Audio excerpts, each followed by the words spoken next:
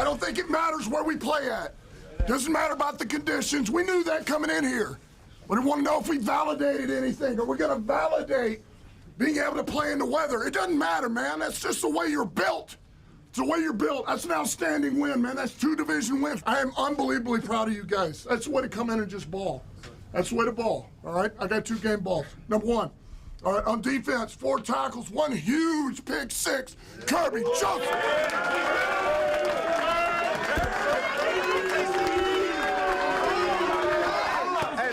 Super, man, but I just want to say, man, I appreciate all y'all, man. Could not do this without my team and the coach, man. I just want to say I appreciate y'all and I love y'all, man.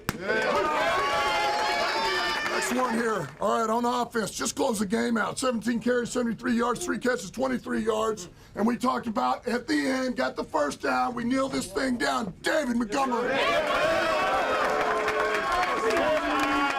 I wouldn't want to do it with another group of guys, man. I'm grateful and I'm blessed to be here, man. Let's do this thing, man. Let's go all the way. Yes, sir. Go ahead, man. Break it out. Get inside, man. Like I said the other day, man, as long as we going, man. Family on 3, family on me. 1, 2, 3. Family.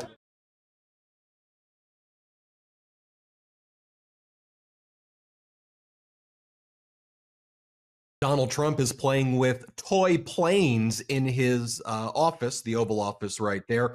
Take a look, though, at that mirror behind. You zoom in right there. That's real. That's Elon Musk right there watching Donald Trump play with toy planes as Musk is really running the show and just destroying our government. We just learned this as well, that Doge quietly has deleted its purported 5 biggest spending cuts that it was celebrating, or perhaps the headline should be lying about last week.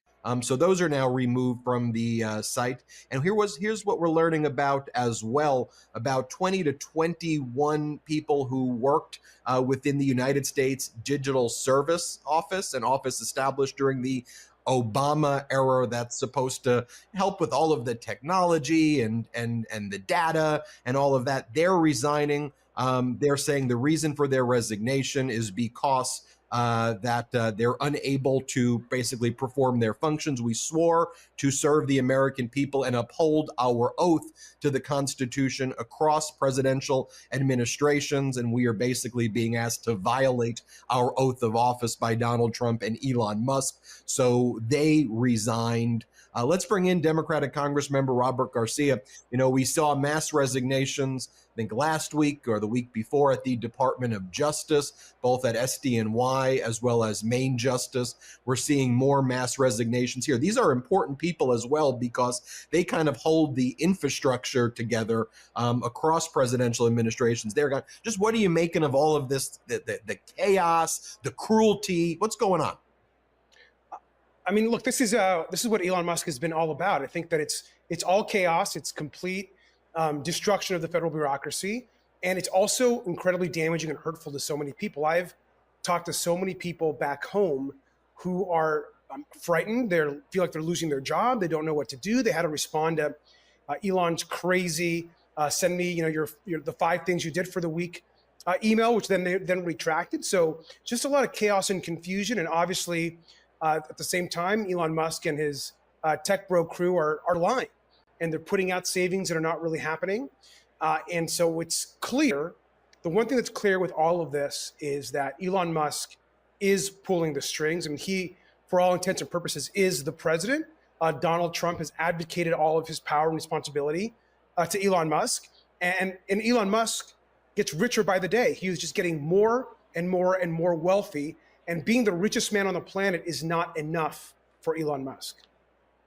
I want to buy your house. I can pay you cash for your house no matter what condition it's in. If you need to sell your house for any reason, click the button under this video to see if my offer is right for you. We make the process of selling your house easy and simple. No commissions, no fees. We'll buy your house in as-is condition, and you pick the closing date. No appraisals, no repairs, no hassles. All offers are completely confidential, and there is no obligation whatsoever. Click the button below this video and fill out a short survey so we can make you a cash offer today. If you're struggling to sell your house, this is the fastest and easiest way to get money into your pocket ASAP.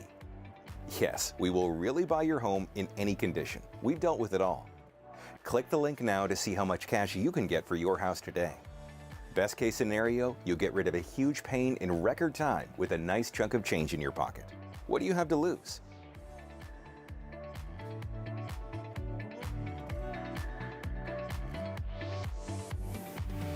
President recognizes Chief Sergeant at Arms John Preeby. Thank you, Mr. President.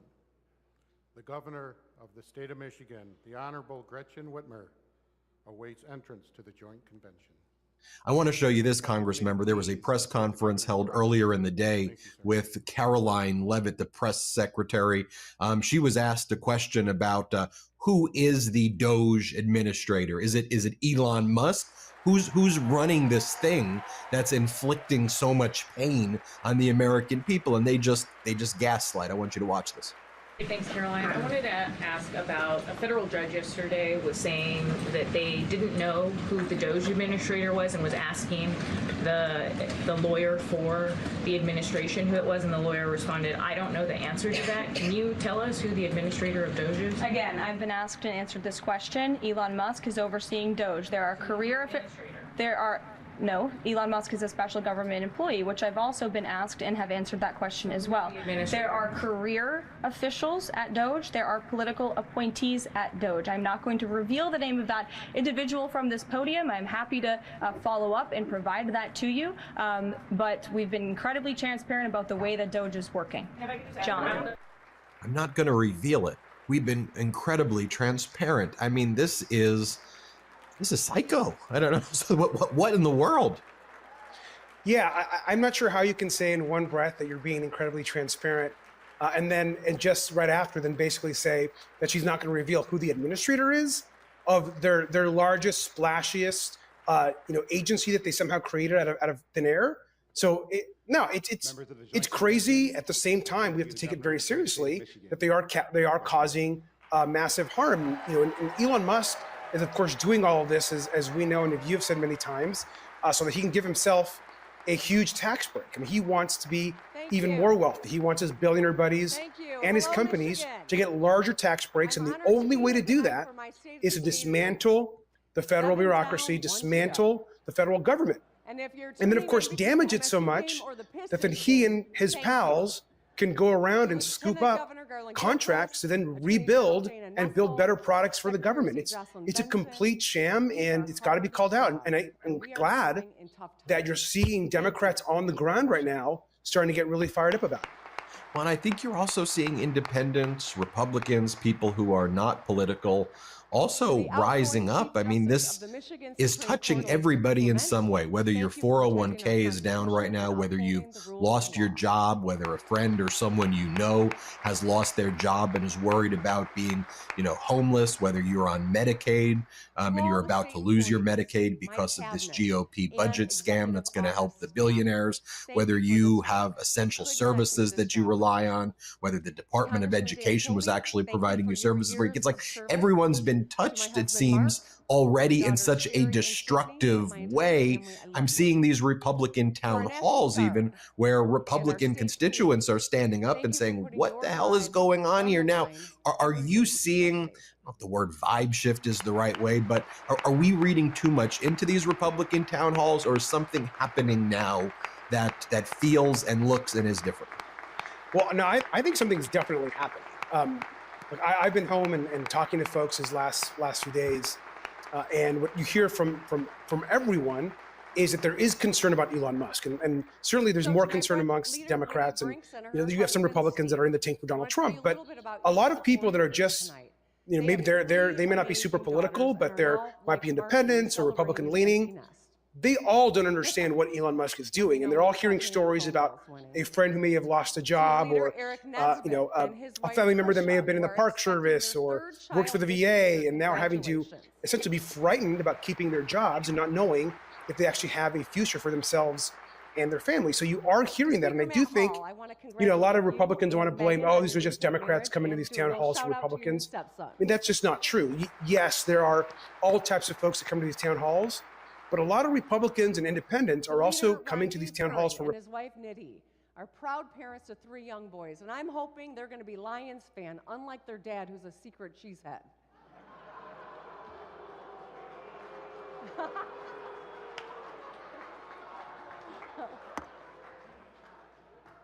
I love you, Ranjiv. All right. I'm looking forward to working with all 4 of you and your caucuses to get things done for the state of Michigan. Now let's take a moment to acknowledge another leader and legend, Debbie Stabenow. Please stand. Please stand, Senator.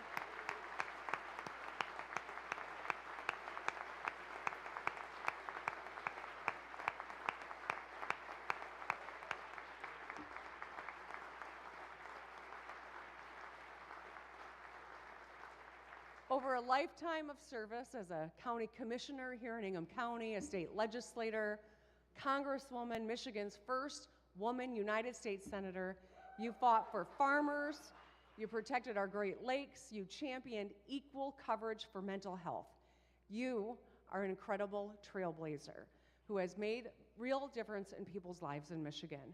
And so tonight, in honor of your service, I am pleased to announce that we are renaming Constitution Hall just across the street the Deborah A. Stabenow Building in your honor, Senator.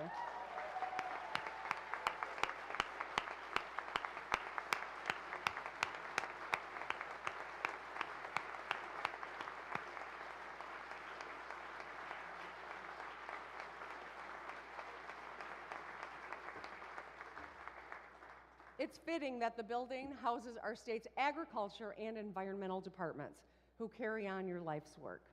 So thank you, Senator Stabenow. Finally, to my fellow Michiganders, I took an oath of office to serve the people of Michigan, and that means all the people of Michigan. That's my commitment to you, no matter who is in the White House or who is on the other side of the aisle in Lansing. Yes, I do hope to find common ground with President Trump and work with the Democratic-led Senate and Republican-led House on our shared priorities. Now, I'm not looking for fights, but I won't back down from them either. In Michigan, we have an opportunity and an obligation to lead by example. Our state represents America in every way, economically, geographically, politically, and socially. People from every walk of life call Michigan home. We don't always agree, but we move forward together. That is the source of our strength. Let's show the rest of the country how to get things done.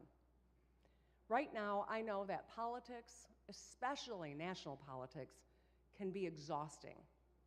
I feel it too. At a high level, we're facing 2 big challenges: economic uncertainty and political division. First, economics. It's hard to buy a house or car because of high interest rates. It's still hard to pay the bills.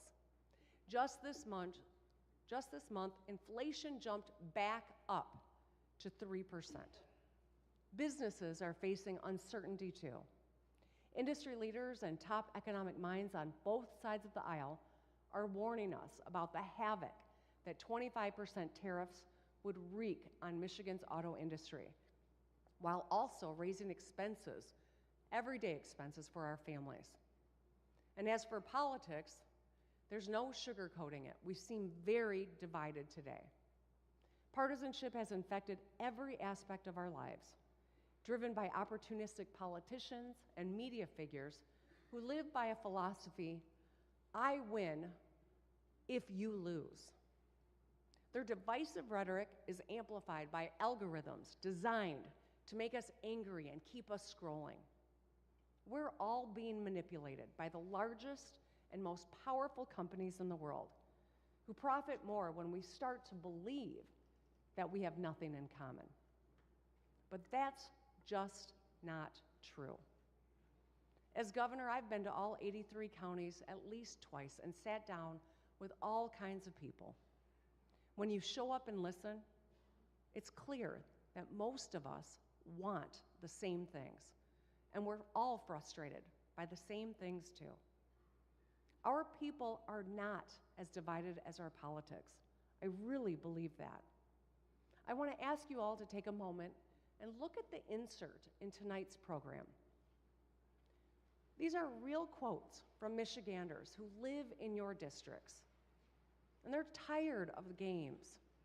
They're counting on us all to work together. We can't let them down. I'm reminded of a conversation I had a couple years ago with a retiree from Kalamazoo. He and his young neighbor have polar opposite political views. They put up yard signs supporting opposing candidates every 2 years. But they helped fix each other's roofs and regularly shovel each other's sidewalks. They show up for each other all year long. Their bond is deeper and stronger than politics. This year, if we show up, listen to, and learn from each other, we can move forward together and get things done. The good news is that we have a lot going for us. There are a lot of firsts and new beginnings worth celebrating. For instance, Michigan Tech was just named an R1 research university, joining MSU, U of M, and Wayne State as one of the world's 150 best research colleges. We expanded RX Kids, the nation's first ever program that puts money directly in the pockets of new moms and babies to improve their finances and health.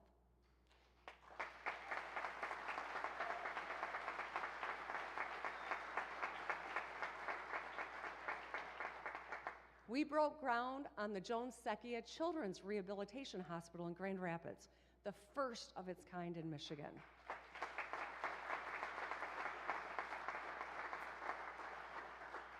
Palisades will be the first restarted nuclear power plant in American history, protecting 600 local union jobs and clean, reliable power for hundreds of thousands of people. And last year,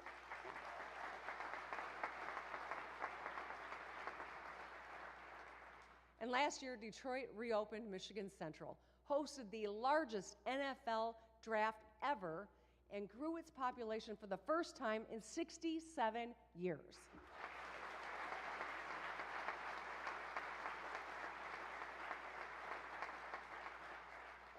Later this year, we'll open up the Gordie Howe International Bridge, a monument to commerce and cooperation that will carry 25,000 vehicles every day. 2 decades, 3 administrations in the making. I'm proud that we're going to get it done this year.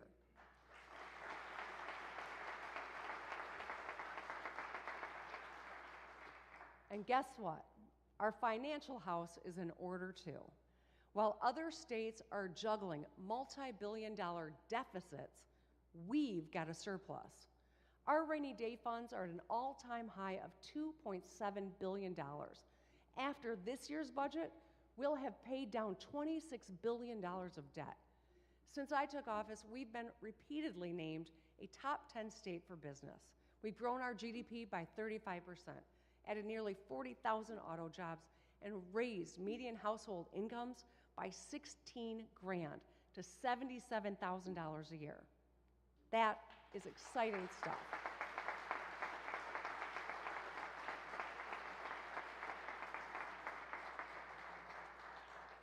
But ultimately, the state of the state isn't about lines on a chart or metrics on a spreadsheet. It's about how people feel and how people think about Michigan. Tonight, we'll center their stories and recommit ourselves to building a Michigan we can all be proud to call home. My fellow Michiganders, the state of our state is strong, and it's on all of us to make it stronger and kinder too.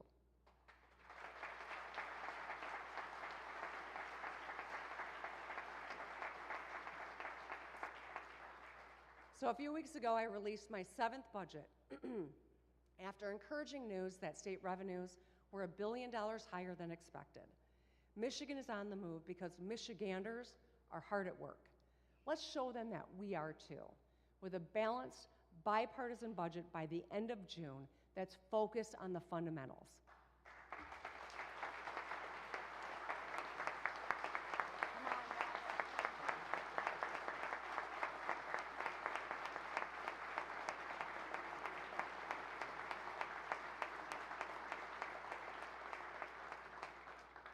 Last month at the Detroit Auto Show, I laid out my initial priorities for 2025: economic development, roads, and trade with Canada.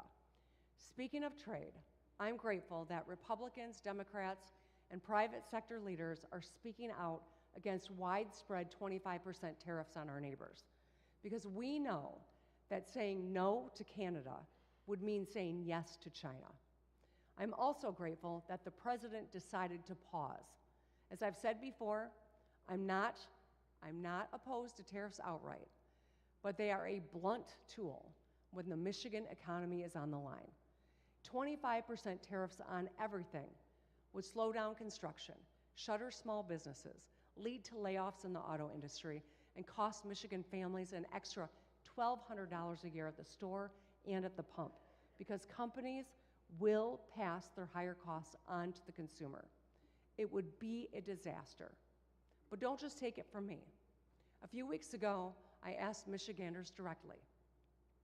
In less than 48 hours, I got 3,000 written responses.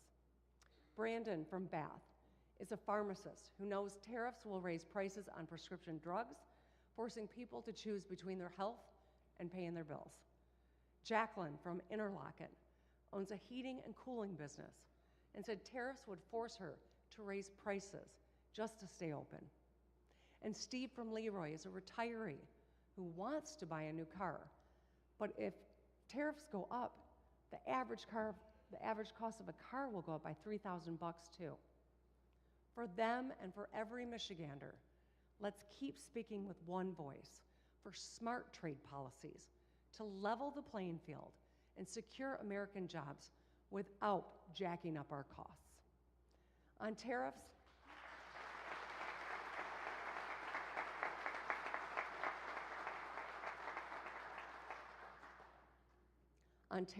and every issue, Michiganders expect us to work together in Lansing because that's how things get done.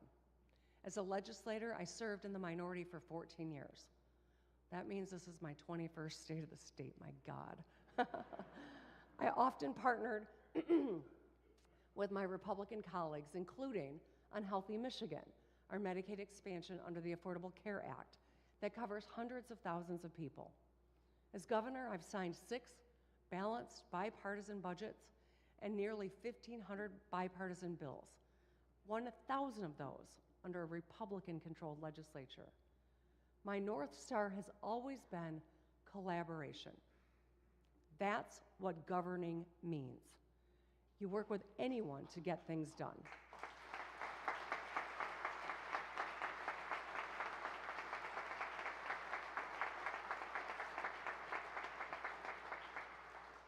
So what should we focus on this year? Let's keep it simple. 1, costs. Let's make life more affordable for Michiganders. 2, jobs. Let's create more opportunities to help people in our state earn more money. And 3, results. Let's make government work better for the people we all serve. I think we should all be able to agree on that, yes?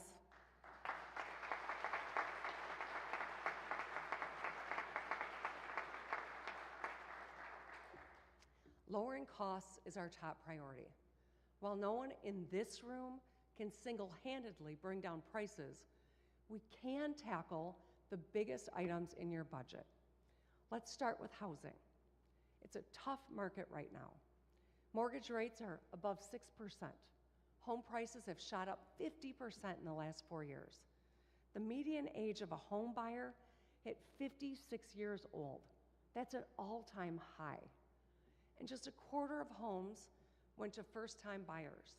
That's an all-time low. Rebecca from Carlton told me she has simple dreams. She wants a nice kitchen to bake in, a small yard for a garden and a dog. She recently toured a house in Detroit and competed against 40 other bidders. Our young people are suffering the most. I want to call attention to the fact that this crisis disproportionately impacts young, single men. They buy just 8% of homes sold today, compared to single women who buy 20%. As a dad of 3 and proud Detroiter, I know the Lieutenant Governor is passionate about housing. He's cut a lot of ribbons and is focused on making our state a better place for families like his. We both know that every young person wants to protect and provide for themselves and their family. And that starts with a place to call your own. If you can't buy a house, it's hard to build wealth or feel like you're ready to have kids. It's all connected.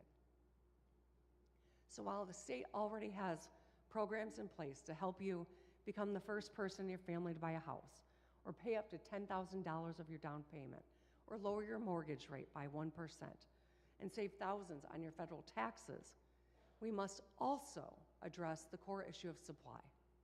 Right now, we are short 140,000 homes statewide, and the way forward is clear. We gotta build, baby, build.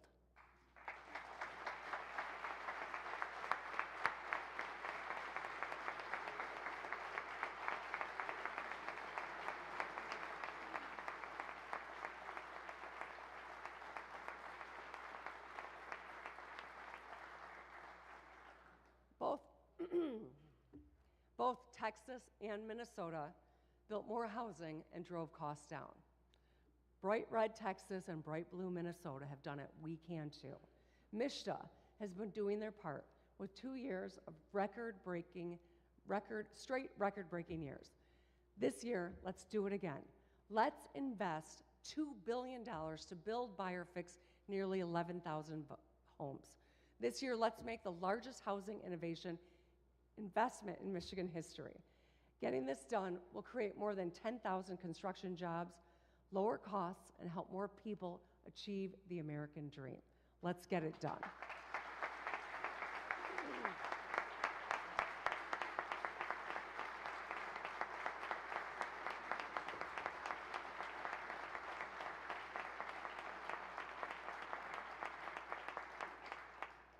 Moving on to wages. Last week, Republicans, Democrats, workers, and business came together to forge a fair deal on minimum wage and paid sick time. Because we work together, the minimum wage will rise to $15 an hour for more than 700,000 workers a year faster than it would have before. The tipped minimum wage increased by the largest amount ever and will keep going up. Workers will have more time to care for themselves and their families because now Michigan has the best earned sick time in the country, and small businesses have more flexibility. This was a bipartisan effort, and I am proud that we were able to get it done. These last few weeks showed us that we can work together to solve hard problems and deliver real solutions for Michigan.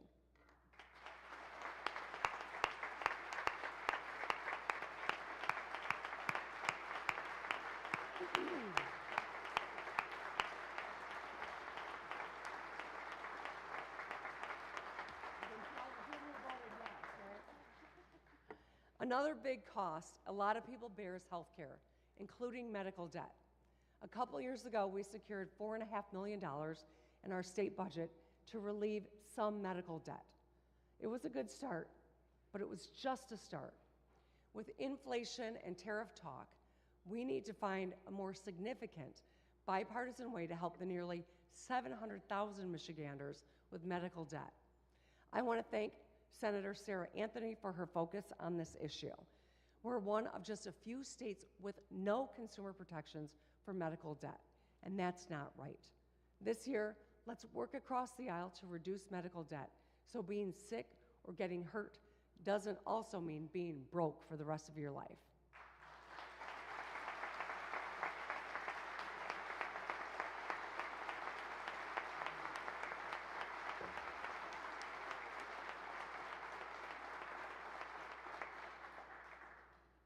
Now let's talk energy. Everyone's eyebrows raise when that first winter utility bill hits. A few months ago, Republicans and Democrats came together to do something about it. Led by Representative Helena Scott, Senator Sam Singh, Rick Outman, and Veronica Kleinfeld, the legislature expanded the Michigan Energy Assistance Program, or MEAP, which already saves about 50,000 households more than $700 a year. I was really proud to sign this bipartisan expansion, which could save 335,000 more Michigan families hundreds on their energy bills. Next, one of the two certainties in life, taxes. Forgive me, I am getting over a cold, if you can't tell. For too long, the working class have paid more than they should. In 2023, that changed when I signed legislation to roll back the retirement tax and quintuple the working families tax credit. This year, yeah.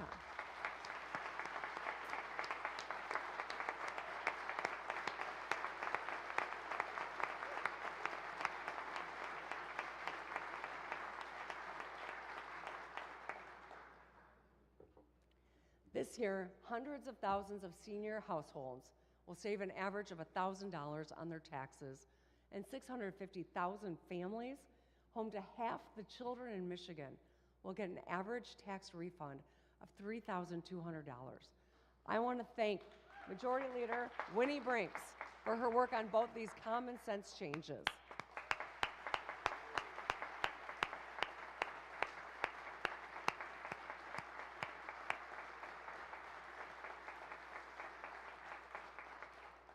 Together, we put $1 billion back in people's pockets and lifted 20,000 kids out of poverty. When our kids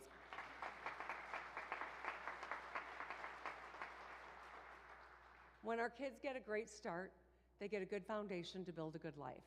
It's why we feed all 1.4 million public school students free breakfast and lunch, saving families nearly $900 a year per kid on groceries and valuable time in the morning. It's why we delivered free pre-K for all, so every 4-year-old can arrive at kindergarten better prepared to learn while saving their parents $10,000. It's why we expanded 3,600 child care centers to serve 37,000 more kids. But we still have work to do. Connor from Kalamazoo is an engineer, and his wife is a nurse. They both work. They have 2 kids and still struggle with the high cost of childcare. Connor says it's one of the big reasons why a lot of his friends aren't having kids at all. I want to thank Representative Carol Glanville for her leadership here. If we want to grow our population, we must continue expanding affordable childcare. This is pro-family, pro-child, and pro-growth policy. Let's get that done too.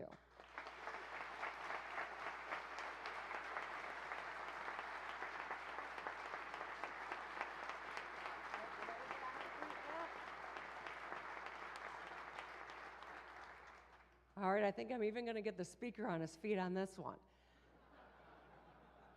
Next, I want to talk about fiscal responsibility. Most Michiganders are watching their expenses more closely. State government should do the same. Every February, after I propose the budget, the legislature adds earmarks. Now, these can be important. Fire stations, roads, schools. Some of them, not so much. The problem is that these earmarks are added without transparency and have been for years, under both Republican and Democratic control. I know Speaker Hall is passionate about bringing accountability to the process, and I agree. In this year's budget, let's have total transparency on all earmarks. Because if you want to invest taxpayer money, you should put your name on it, right, Matt? All right.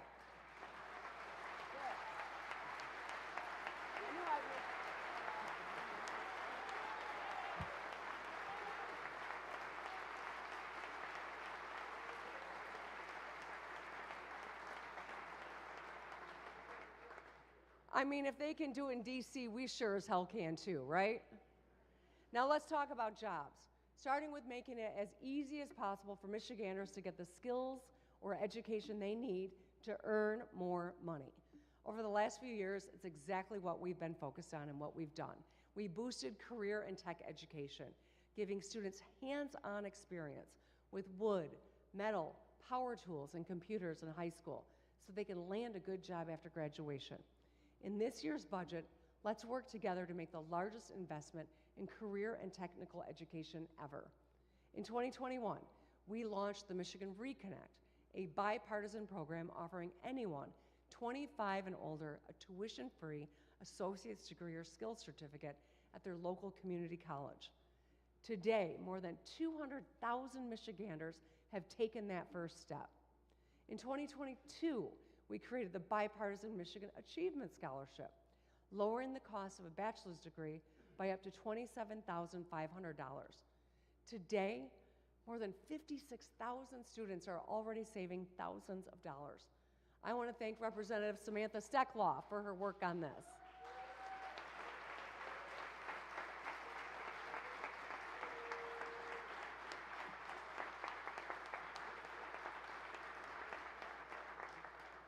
And just last year, we delivered the Community College Guarantee, giving every high school grad the opportunity to earn an associate's degree or skills certificate tuition-free.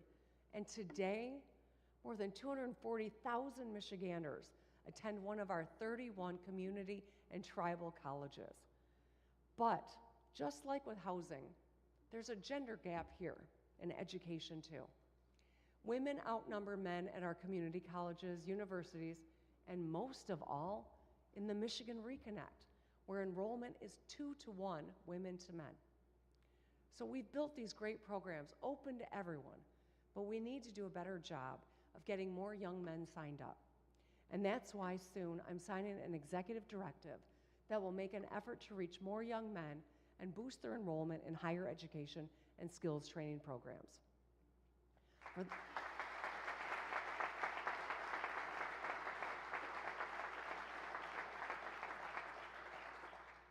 For the Michiganders working hard to put themselves through these programs, it is life-changing, truly.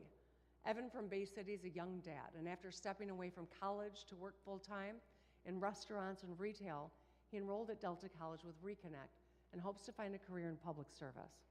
He wants to serve his community and make his son proud. Anthony from East Lansing is a husband and dad who was an EMT throughout the pandemic. He used the Reconnect to earn an aviation mechanic's license and now works here at the Lansing Airport. My message tonight goes out to all young people, but especially our young men. I know it's hard to get ahead right now, but I promise you, no matter how hard life might get, there's always a way out and a way up. The last thing any of us wants is a generation of young men falling behind their fathers and grandfathers. I've heard most about this issue from moms who love their sons and are worried about them. And to the women out there who are succeeding after decades of having the deck stacked against you, I see your resilience, and I will never abandon my commitment to equal opportunity and dignity for everyone.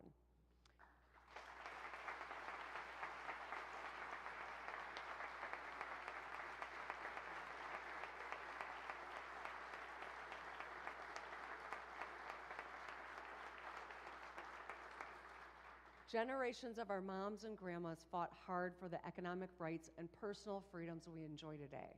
They made our lives easier, and our responsibility to our sons and daughters is to build a state where they can all succeed. As the mom of 2 smart, driven young women and stepmom to 3 successful young men, I know that their success is connected to the success of their peers, all of their peers. In Michigan, men and women want to protect and provide for their families, to be financially successful, and to be good role models. And that's why no matter who you are, we want to help you learn more and earn more.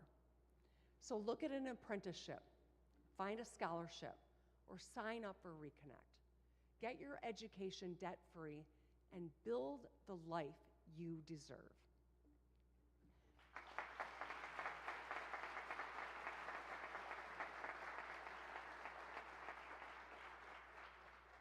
Training the next generation of workers is also critical to our national security.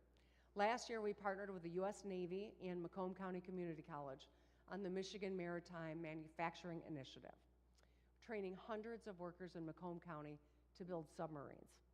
The first class of workers will be graduating next month, and they're ready to build the biggest, baddest ships that keep our nation safe. But there's another, go ahead, Mai.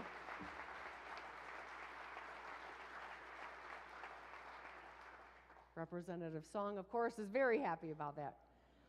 But there's another bipartisan defense project in Macomb County that needs our attention, all of our attention. The Selfridge base supports thousands of local jobs and hundreds of military families. It's home to some of the nation's most elite pilots, They complete all kinds of missions, including protecting our border from drugs and crime. For people like Thomas from Warren, this is personal. He urged us to work together for Selfridge because of how much it will mean not just for the county, but for our country. I'm really proud that we've always worked across the aisle on Selfridge, and I want to thank Representatives Debbie Dingell, Lisa McClain, John James, Senator Stabenow, Senator Alyssa Slotkin, and of course, Senator Gary Peters. He's a former naval officer.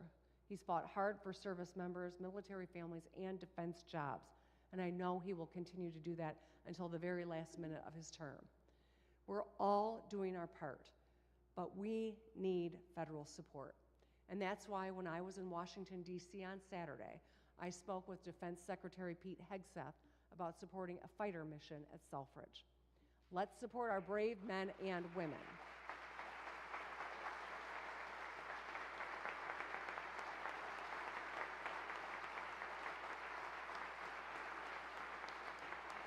Thank you, Hegseth, we'll get you up.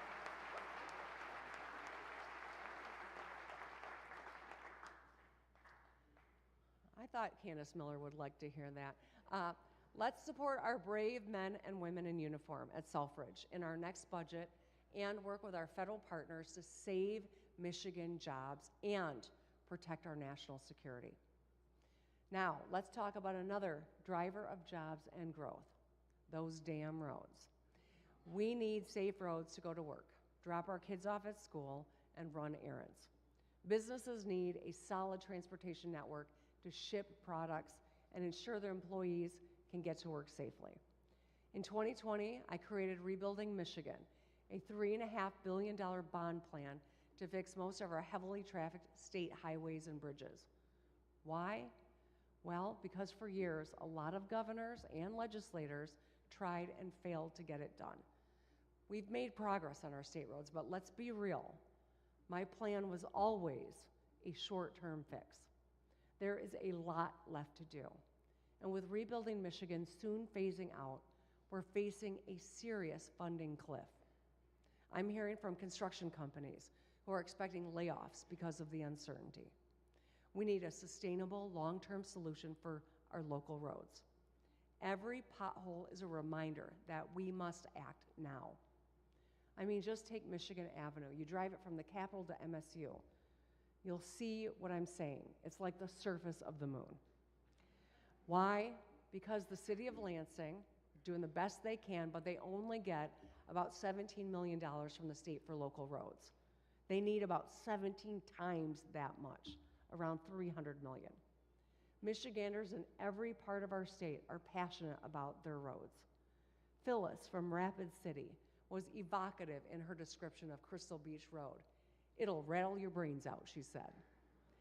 There's a road like that in every town. We know that bad roads cost drivers more than $750 a year. Now, I know there are a couple different plans out there, including mine, and I know none of them are perfect. But what's not okay is no plan. Michiganders won't accept inaction. To get it right, we all have to recognize some hard truths. To my friends in the GOP, a long-term fix means new, fair sources of revenue. We can't cut our way to better roads by slashing public safety, health, or schools. To my fellow Democrats,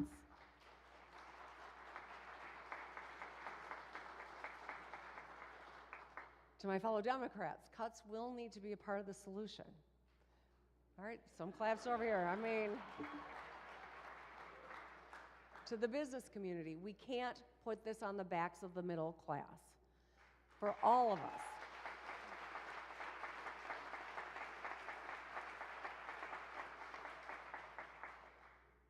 to be a part of the solution, we must all compromise, and that's the way it ought to be.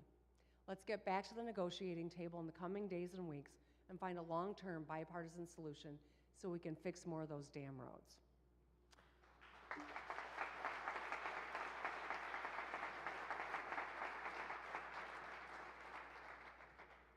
So the third big priority for 2025 has got to be results. Let's start with permitting.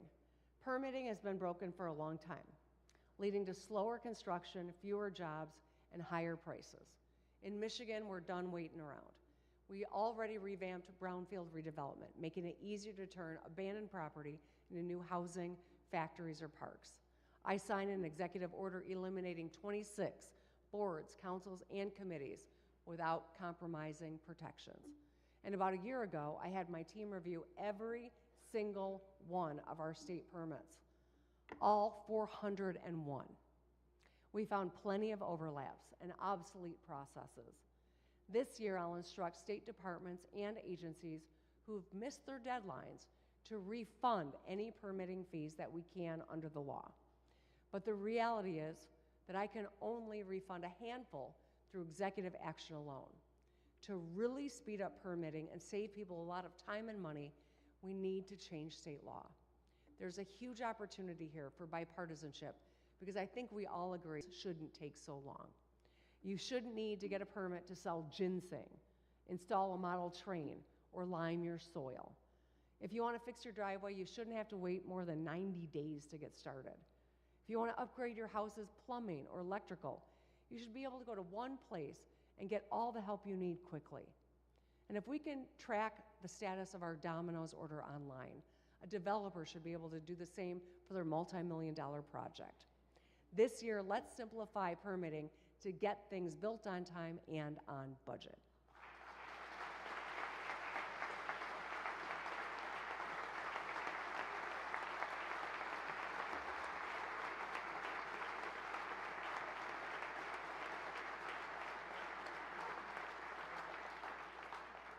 Moving on to licensing. A lot of our licensing rules and requirements don't make sense.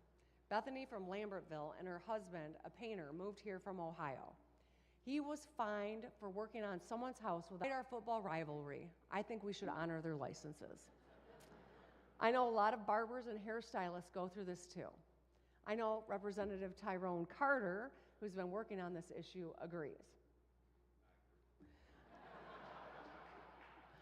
We all want to make it easier and faster and cheaper for you to keep doing what you do best. It's why I directed the Department of Licensing and Regulatory Affairs, or LARA, to review all of Michigan's regulations and find redundant rules. They proposed eliminating duplicative exams, honoring trade licenses, giving entrepreneurs more flexibility, streamlining reporting requirements. I can enact some of these changes alone through executive action, and I will. But others require a change in state law. This year, let's make it easier for people to get and keep a good job, not harder.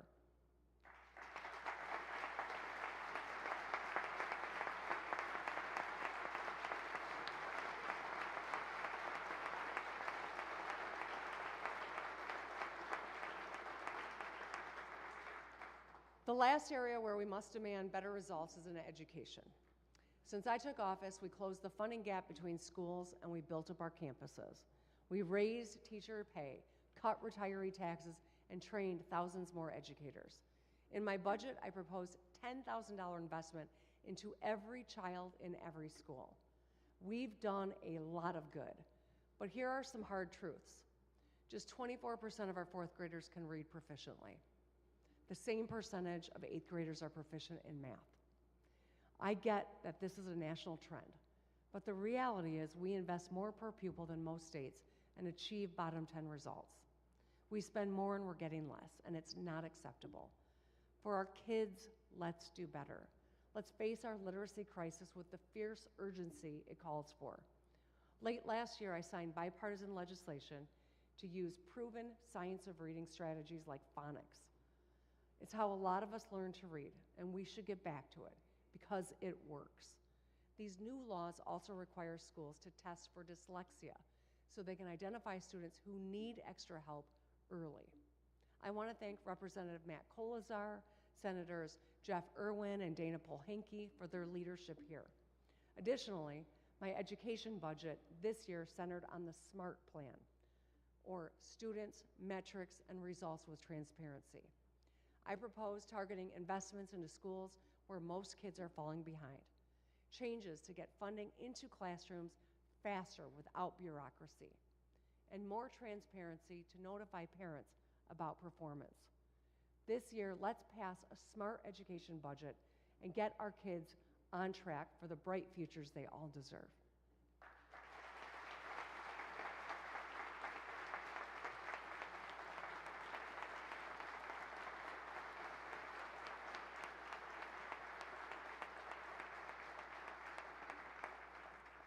Now let's talk about mental and physical health, both of which are linked to academics. Let's start with phones, which have completely changed our children's lives. 95% have access to a smartphone, and half of them say they're online almost constantly. Amy from Rochester Hills volunteered recently on a 6th grade field trip. You all remember field trips, right? The bus ride is loud and full of excitement about the day ahead. Well, on this bus, Amy said it was silent. All the kids were glued to their phones. Amy's daughter wishes she was born before social media. Our educators get it. It's hard to teach geography or geometry when you're competing against memes or DMs. Other states, red and blue, have taken action. So has most of Europe and Canada. I understand the need to be connected to your child, but we can do better. This year, let's pass bipartisan legislation to limit the use of phones in class. We've seen encouraging data about how common sense restrictions on phone use during class lead to more learning and less bullying. Kids listen, they raise their hands, they make more friends, they talk during field trips. 3/4 say they feel happy or peaceful without their phone. That's what school should be all about. And finally, let's talk about vaping. About 14% of high schoolers use vapes.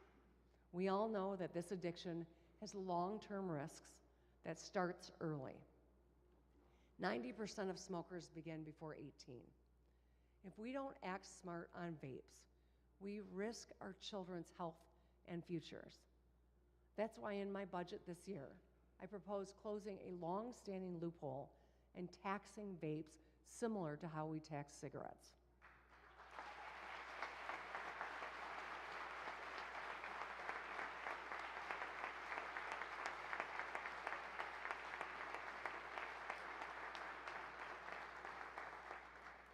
Thirty-two states, red and blue, already do the same, including all of our neighbors.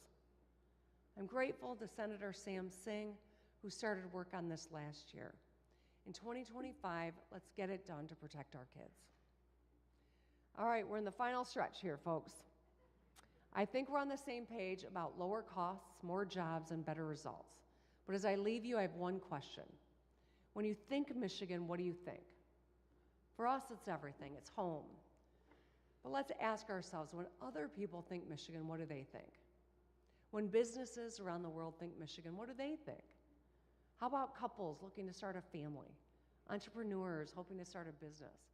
Seniors seeking a happy retirement? Because if we're being honest, our brand has taken a beating over the last few decades. After the Great Recession, the Flint water crisis, and disinvestment in roads and schools and healthcare, people on the margins were suffering in Michigan. Our water quality, our old factories, our sports teams used to be punchlines and cruel, unfair jokes. I ran for governor to restore trust and rebuild Michigan. I was sick of us being a punching bag. Now I am proud to say I've got the best job in the world because I get to help the Michigan we all love live up to our potential. Over the past 6 years, we've reinvested in the fundamentals and brought manufacturing back home. We lowered costs for families, and our young adult population is growing faster than 45 other states. Our Lions are winning. I didn't have anything to do with that, but they are winning.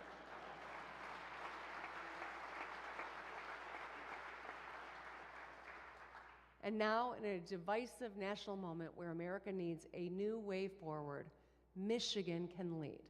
Because at our best, we are strong and kind. And kindness is strength. When you think Michigan, think about the people whose stories I shared, or the voices quoted in your program. Let them guide our work, because they're counting on us.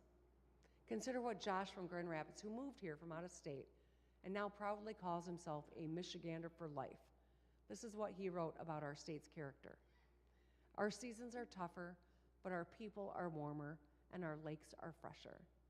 Being a Michigander is about offering someone a hand when they trip and fall, holding the door open, trying to be a little better every day. Whether we're negotiating here in Lansing, or driving down a 2-lane farm road, or holding open a door, let's be the Michigan that Michiganders know we can be. At a dark moment when bullying and lying seem to be in style, let's be intentional about putting light out into the world. Let's welcome challenges and embrace our differences and work together to get things done. Let's think Michigan. Thank you, drive safely, and good night.